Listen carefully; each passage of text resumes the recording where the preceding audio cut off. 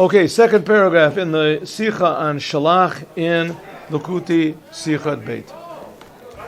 Nemar Gemara. It says in the Talmud in Shabbat, Kach umanato shel Yetzer Hora. This is how the Yetzer Hora works. Hayom omer lecha oseh kach. Today he says to you, do kach, a little bit. L'machar, the next day, omer lecha, he says, oseh kach, do a little more. Kach means thus. Ad until she'omer lecha, until he tells the person, avodah zarah, do idolatry. Right? The Yetzer Hora doesn't come to a person, especially a religious Jew. We're talking about a religious Jew. He doesn't come to him and say, you should eat pork and go to the church. He won't say a thing like that. What does he say to him? He says, get a little angry. Loses his temper a little bit. Get dissatisfied. Hey, get dissatisfied. And he says, you feel all depressed now. Gets all depressed. It says, you want to feel a little bit better, maybe do a little sin, Eat something. No, it's not really a sin. Just eat something sweet. Doesn't make any difference if it has a kosher or a sign on it or not. And then after that he says, that was pretty good, right? Yeah, he felt better, felt better.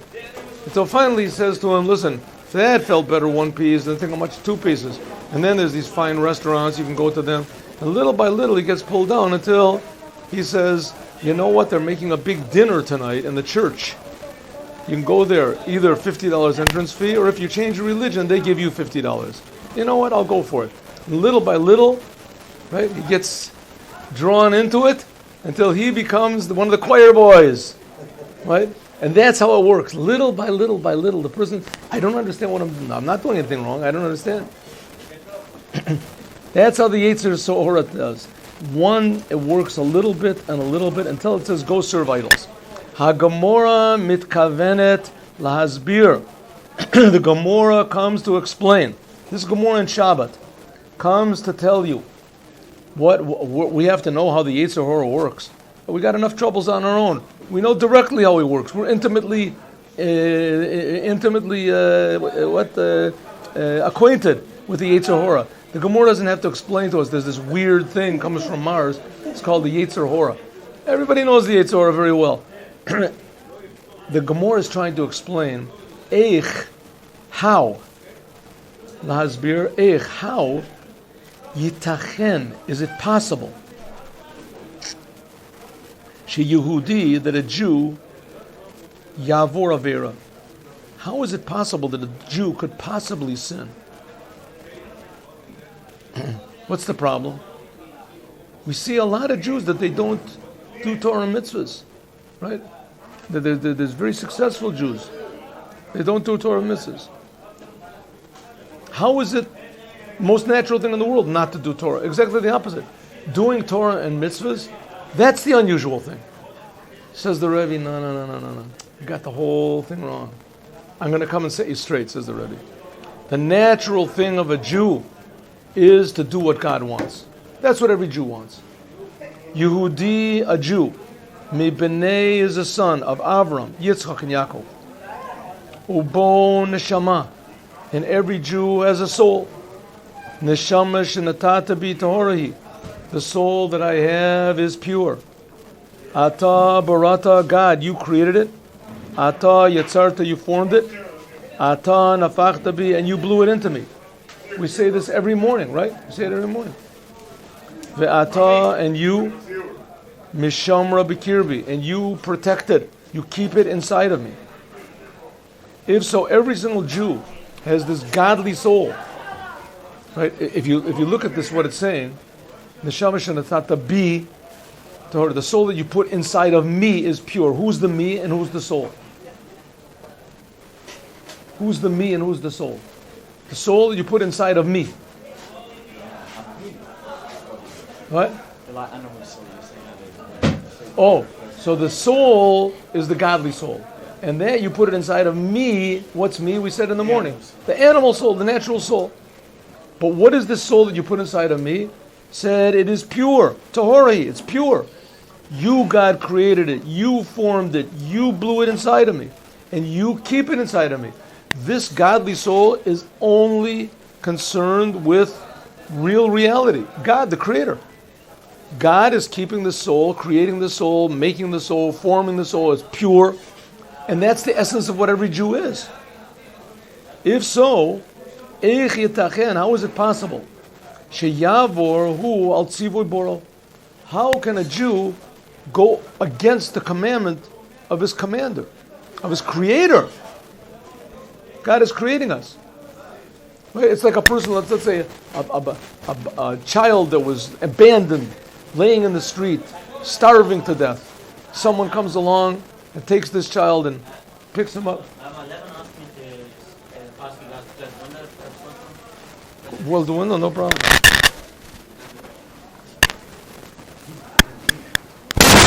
The heat.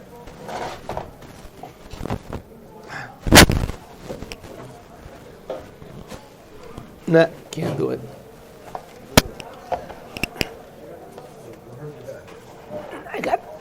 You have to do it from there.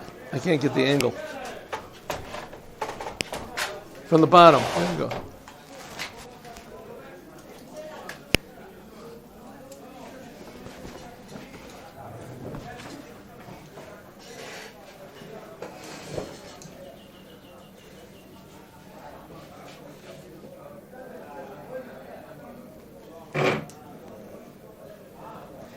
How is it possible? How? Yitachen, is it possible?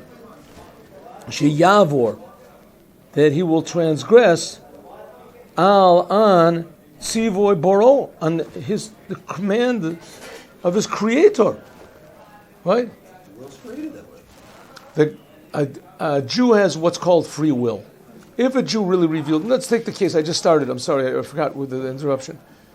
A child is laying in the street, 10-year-old child, 13-year-old child, whatever, 15-year-old child, and he's abandoned, laying in the gutter, starving, dying. Someone has mercy on him, comes and picks him up, gives him food, takes him to the doctor, heals him, gives him education, gives him a home, gives him shoes, gives him everything, constantly taking care of him. Right? This child has to have constant care.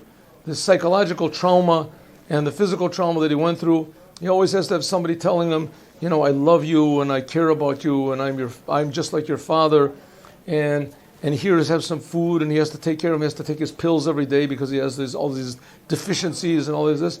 And one day the son says, someone says, who is that man over there? He says, that creep. What do I need him for? I'm the boss over here. The person said, I'm the one who picked you up from the gutter. I gave you everything. So what? I deserve it. You should pick me up from the gutter. You're doing it for me. You did it all for you. You're going to get the big reward. You know who I am? I'm something special. Right? The person would say, what are you doing? What are you talking about? And here's the same thing. God is not just picking us up from the great gutter and encouraging us. He's creating us every moment. Okay, you can say we don't feel that. But a Jew has a Jewish soul, and the Jewish soul does feel it. It feels it all the time. And that, in fact, is the essence of what a Jew is. That's the Jewish part of a Jew. And the Jewish part of the Jew is his Jewish soul. What do you mean his Jewish soul? That he feels God. He feels that God is not just a religious character. He's not just one of the figures in the Bible. Right? For most of us, the essential part of our task is to overcome. 1 second. How is it possible? So he says, because God created a thing which is called the Yetzer Hora. And the Yetzer Hora cleverly makes a person forget totally about his Jewish identity. Nowadays, it's not so difficult for the Yetzer Hora because there's no education. Jews are born. The Rebbe once said that there could be more Jews in Russia than all the world put together. But they don't know that they're Jews. Their mother didn't know she was a Jew, and their grandmother didn't know she was a Jew. There's no education whatsoever.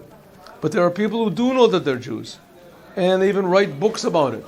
And they go totally against everything that God says. And let's forget about that. Let's talk about even more a religious person. Let's talk about even more me. Right? I can know this. I give classes. Here I am. And it could be that, God forbid, you lose your temper, you get a little bit depressed, you have a little bit desires, you have a little worries, you have this. Okay. nothing severe in my eyes, but that's because I make excuses. Who knows how really severe it is?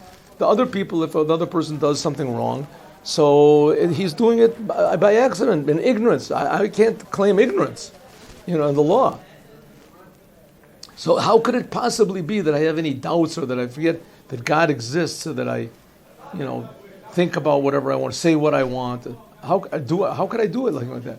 Says the Rebbe, because there is what's called the Yetzer Hora. And the Yetzer Hora convinces a person little by little, right? Little by little to do this. You need to write this letter on Shabbat. You need to smoke that cigarette on Yom Kippur. You need it. If you don't do it, you will die. I need it. I'm not going to die. Oh, yes, you will. Watch this. Oh, I really feel weak. I really would like that cigarette on Shabbos, And then he starts to thinking, really, what's the difference between Shabbos and any other day? I mean, who says it's Shabbos? Maybe it's not Shabbos. Maybe they made a mistake in counting. And who says it's forbidden to light a cigarette on Shabbos? Right? It always says in the Torah, you're not supposed to light a fire on Shabbos. So I won't light a fire. I'll take it from an electric stove. There won't be any fire involved. No fire. You make all sorts of excuses and reasons why, and it's only one cigarette, and come on, it's not a revis, so it's not a kazayas. That's what he says, that that's how the Yetzer Hora works. It doesn't come at one time. Ela kima, little by little. Kima means little by little. Kima, little by little. B'mitzvot, in commandments, yesh harei ha'inyan shel hidur mitzvah. In a mitzvah, there is such a thing as what we call a hidur mitzvah, a special commandment. To do it in a special way. You can buy tefillin for $300 and they'll be kosher. But I want to buy tefillin for $1,000. And then, you know what? I heard there's a person that you have $2,000 tefillin. The guy writes beautiful. I'll buy those. I want to buy the nicest. Kein yitachen, so it also could be, like it says in the Gemara, she'ekayim adam et mitzvah, that people will do the commandments. See, yes, commandments. B'chol zot, and nevertheless, lo yotze yudei chovoto.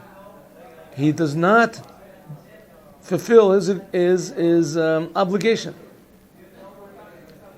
Right? A person can do that. He does a mitzvah. And nevertheless, he puts on tefillin and they're not kosher. Right? He puts on tzitzit and one of the strings are broken. Bo efo techila a Yetzer Hora v'toyen. The Yetzer Hora comes and says, L'shem ma alecha l'kayim mitzvah d'hidur. Why do you have to do the mitzvah in a special way? You can buy tefillin for $400. Why buy tefillin for $1,400? Use the other $1,000 to buy a nicer car, to buy something that you can use. Kayim at the mitzvah stam, do the commandment in the minimum way. I mean, it's better than nothing, sure. La'achar mikein, afterwards comes the Yetzer Hora, and it says, Shi'akayim a mitzvah, that he should do the mitzvah, kafi shiyotzim bo al pi hadachak. You should do the mitzvah, like it says, b'diavad. Right? What do you have to put on tefillin and pray for? Put on the tefillin 3 minutes and say Shema Yisrael. That's all you have to do. It's permissible, 100%. That's the mitzvah. V'kein motzehu petach, and all of a sudden the Yetzer Hora opens up and says, Sheyavor al Yisr. Don't put them on at all. Who says you have to put on tefillin every day? Right? It says there in the Torah you have to put them on every day. It says you should put tzitzis. It says you should put them, totfot beinenecha. Do it one time. Every day you have to do it a couple times a week. And then afterwards it says do it a couple times a month. Right? And then you get people, I know I put tefillin on people. Say, want to put on tefillin? I know how to put on tefillin. Okay, do it yourself. And the person starts to put on, he says, wow, the last time I put on tefillin? It's very common, happens to be very common. Very common. The person says, don't worry, I can put it on. He puts it on. I say, he starts to put on, you know how to do it. And all of a sudden, before he puts it on, he looks up and he says, wow, you know how long it's been? I'll tell you, דעה כמה זמן, מתי אני נחתי פעם אחרון? אני חושב שזה צריך להיות 10 years, 20 years. People, since my bar mitzvah, I haven't put on tefillin. Right? Now, how could it be? The guy, he wants to put on tefillin. He's not against putting on tefillin. But, the day is busy and there's a lot of... I'll do it tomorrow. You know what? I'll do it tonight. I'll do it tomorrow. I'll do it next Wednesday. I'll do it. And he just doesn't do it. Im kachu davar legabi kol mitzvot. If this is the way regarding all the commandments, shahakala, that the leniency, kol shi, if you make a little bit of a leniency in a mitzvah, causes achereo avera shel iser. It can make a very serious iser. For instance, somebody wrote me today that it is permissible to listen to a woman singing. And he brought all these poskim, the rabbis said, you can listen to a woman singing, as long as she's not there and you don't know who she is, you can listen to her voice. According to Allah, you can listen to her voice. So what are these people making all these hidurim and you shouldn't listen to women's voices? So I wrote, and the Rebbe talked about that also. He said, listen, even according to those people that say that it's okay to listen to a record of a woman's voice if you don't know her, so, but everyone will agree that listening to a woman singing does not help your serving God or your fear of God or you're making the world a better place. You're just doing it for your own enjoyment. Okay, so it's permissible to do. That's what you're looking in the world to do, to enjoy things in a permissible. That's the purpose of your being here, to enjoy things. Right? And you find a permissible way to enjoy things. Right? You can do it. A lot of people say you can take off your beard. No problem with taking off your beard. But everybody agrees that taking off your beard does not help you serve God in any way. Just because you like it, it looks nice. You think it looks nice. Well, I don't particularly think it looks nice at all. Right? But it doesn't make any difference. You think there are certain cases where, like if you're working in the house of the king or something and nobody has a beard, it's a disgusting thing, they'll allow you to take it off. But some people extend that more and more and more until today. Kol shechein b'mitzvahs av Israel. How much so in the mitzvah of loving another Jew? She is sod kol mitzvah. Really, you are supposed to love every Jew. What does it mean to love every Jew? To find something good and valuable in every Jew that's worth loving. Like it says in the Yerushalmi, Omer Rabbi Akiva said, Ahavta l'recha kamocha, this is the klal gadol sheb'Torah. This is the general principle, the big general principle of the Torah.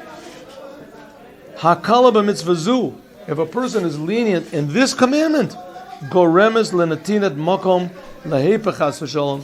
If you're a little bit lenient in this, I won't love everybody. I won't love only people I know, only people that are the same thing as me, only people that don't listen to women singing on the records, only people that have beards. Those are the people I love. The people that don't, right, that don't have beards and listen to women singing on I don't love them. No, okay, you have a point. Maybe these people are not exactly your type of people. As soon as you start to make an exception, then that opens up the door to actually hating people. What's the locking on the nose? The top jumped off? Yeah, don't worry. All right. As soon as you don't love every Jew, which is a crazy thing to do, but it's a commandment, as soon as you don't love every Jew, then that opens up the door little by little that you can come to start hating Jews. Gimel.